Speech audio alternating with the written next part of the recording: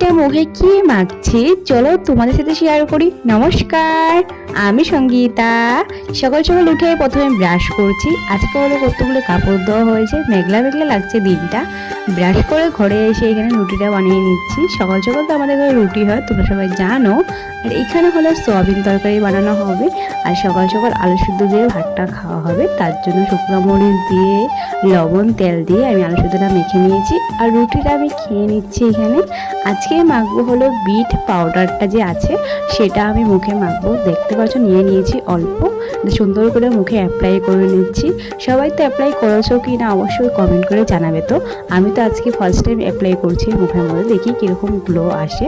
তারপরে দেখছি কি বৃষ্টি এসে পড়েছে, বেশি দিন হয় নাই, সময়ও লাগেনি যে আমি স্নান করতে করতে বৃষ্টি চলে এসে পড়েছে।